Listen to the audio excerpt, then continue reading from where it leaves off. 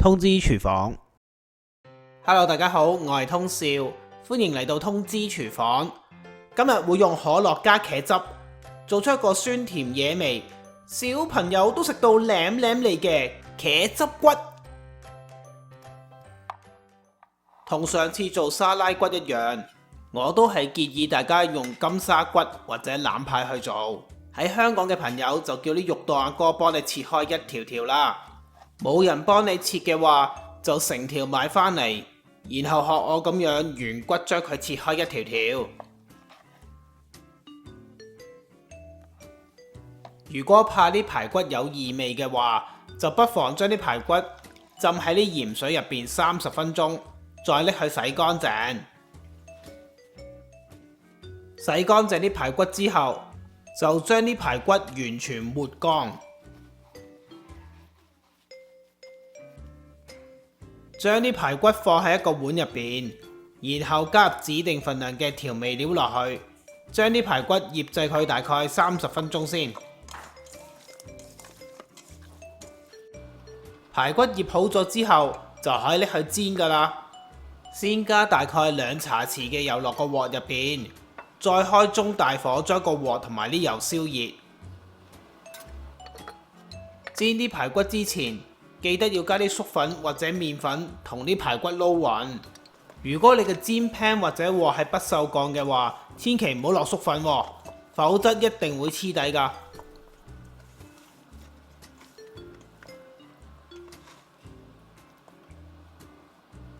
之後就將啲排骨放入去鑊入邊煎。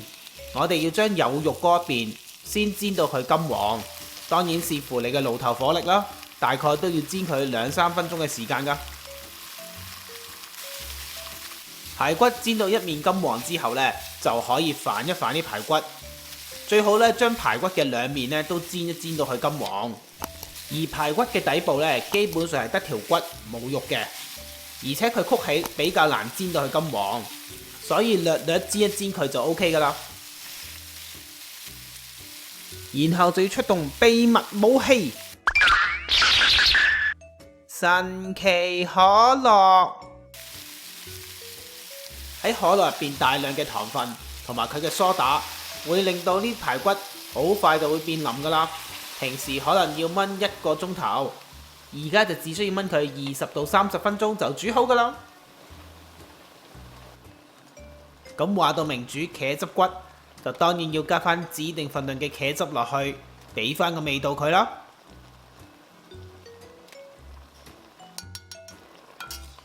加完茄汁之後，將佢哋撈勻，汁料一滾起之後，就可以轉做細火，冚好蓋，然後就燜佢20到30分鐘就應該 OK 噶啦。記得燜到中途嘅時候就開蓋檢查一下，如果鑊入邊嘅水分剩得太少嘅話，就記得加翻少少熱水落去補充一下啦。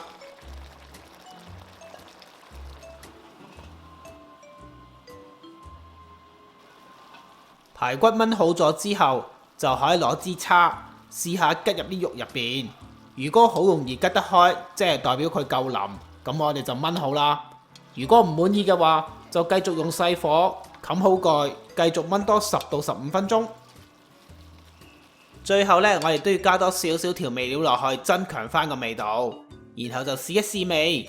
如果仲係嫌啲茄汁唔夠濃嘅話，可以加多少少茄汁落去嘅。至於結汁方面就唔好加咁多啦，少少就夠噶啦，否則整得太辣嘅話，啲小朋友又唔中意噶啦。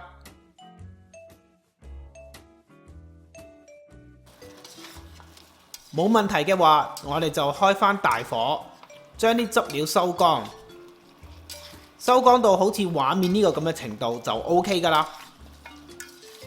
咁樣一個酸酸甜甜，非常之野味開胃嘅茄汁骨就完成啦！哇！做法咁簡單，大家就記得買齊材料試一下啦，包你食到舐舐脷。以下呢有幾個重點，仲想同大家分享一下嘅。加啲可樂落去燜啲排骨，當然可以縮短烹調嘅時間，不過亦都要視乎你嘅排骨有幾厚肉㗎。如果係好厚肉嘅話，就不妨煮多佢10到15分鐘啦。好多人都會問我，加粟粉落呢排骨度同加麵粉落呢排骨度撈埋佢有啲咩分別呢？其實兩者都可以令到排骨煎封得非常之好㗎，只不過我用不鏽鋼嘅鑊，用粟粉嘅話就會黐底，所以我一定會改用麵粉嘅。材料正確嘅份量、食材嘅牌子同埋相片都可以去我文字食譜嗰度揾到。喺呢條片嘅煙火就有呢個食譜嘅連結提供俾你去參考㗎啦。